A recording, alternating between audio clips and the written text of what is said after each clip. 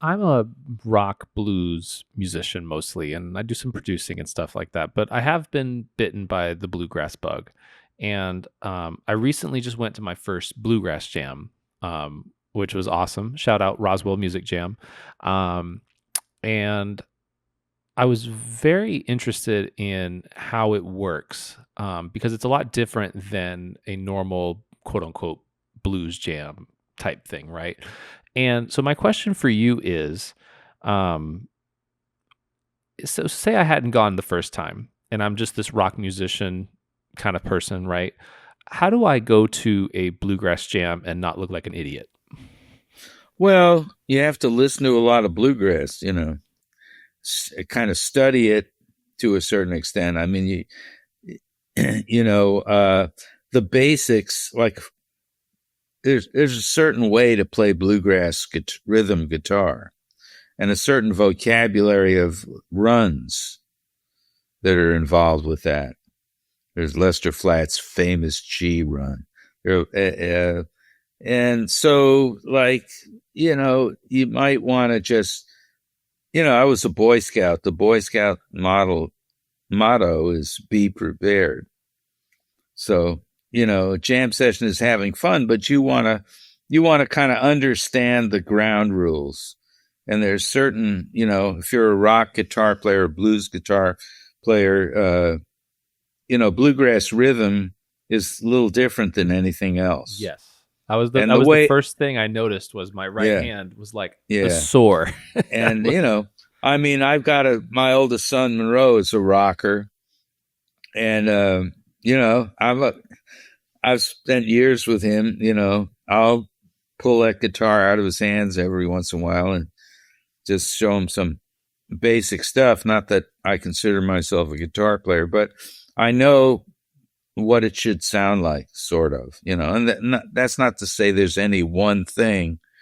There are, Jimmy Martin, Del McCurry, Lester Flatt. I mean, some of them played with thumb picks, Carter Stanley and Charlie Monroe, the kind of the original.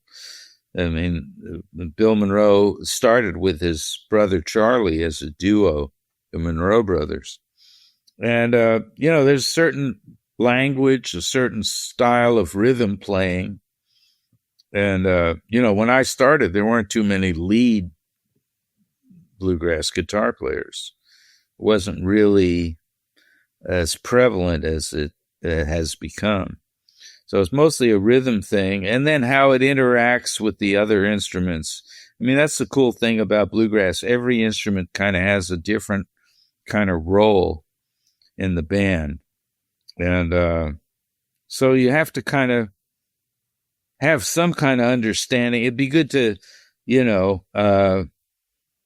either, I'm sure there are plenty of things on the internet, how to play bluegrass rhythm guitar or how a bluegrass band works. It'd be good to just check in or check out what that's about before you jump in, you know.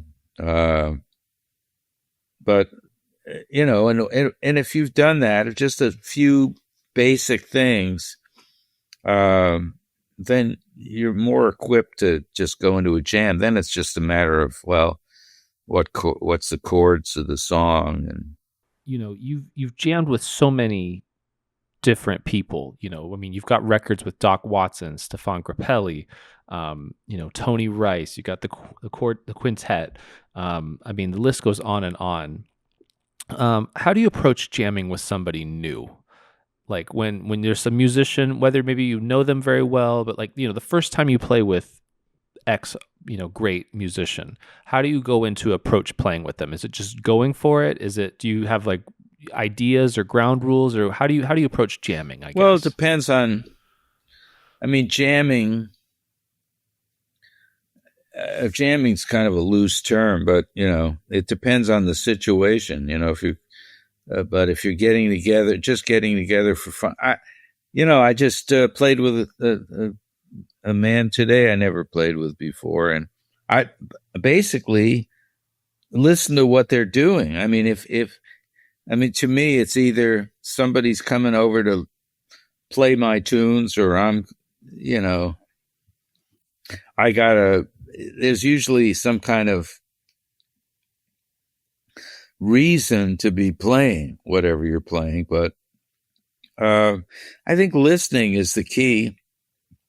If you're getting this together with somebody you've never played with before, I mean, it's usually, for me, it's like you're going to make a record. Like I met Tommy Emmanuel through Martin Taylor, and we decided to make a record together. He asked me to play a few cuts on a project of his, and then he came out here and we recorded a whole album. And fortunately, he walked in the door and said, "Hey, I just want to play your tunes."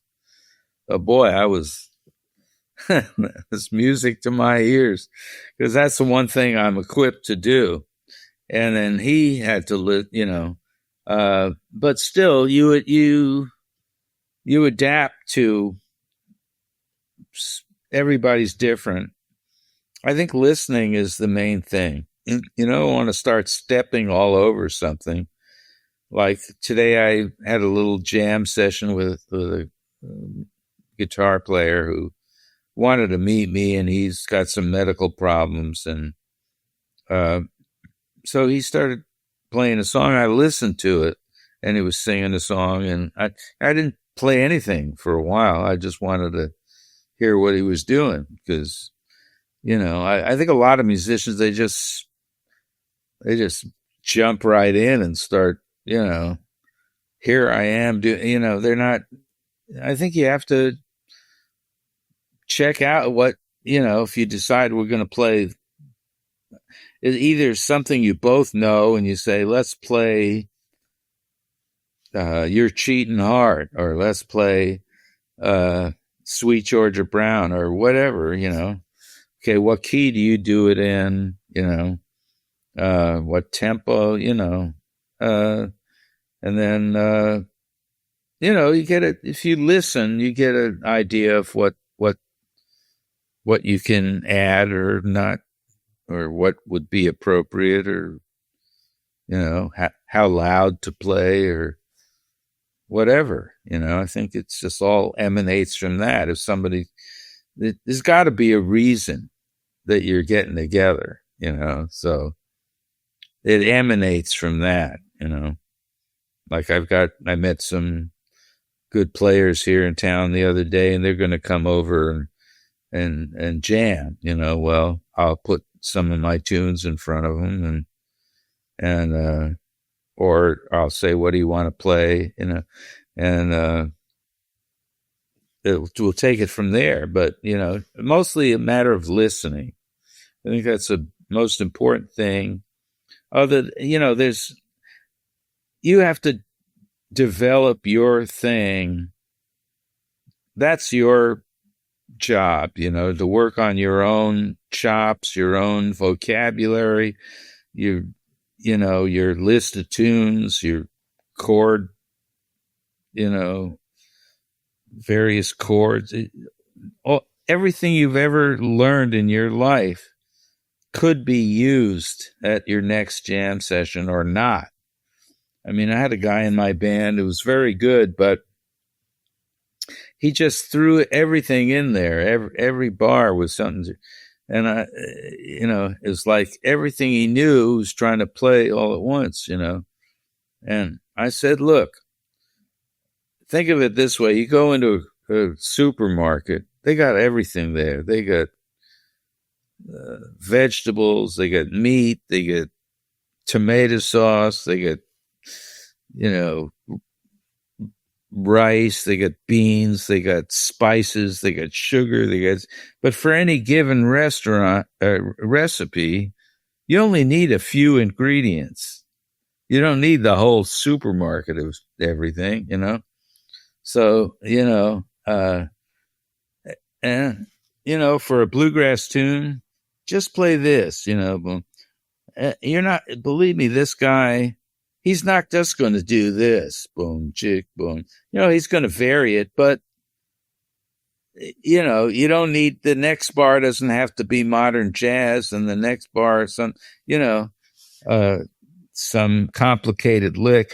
usually things, simplicity, and that can be interpreted lots of different ways. Like one of my philosophies is try to say more with less,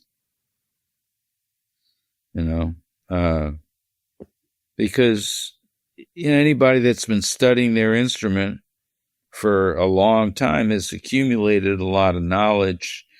They maybe learned a lot of pyrotechnical stuff, and they may have another axiom I've developed is, having a large vocabulary doesn't necessarily make you a poet.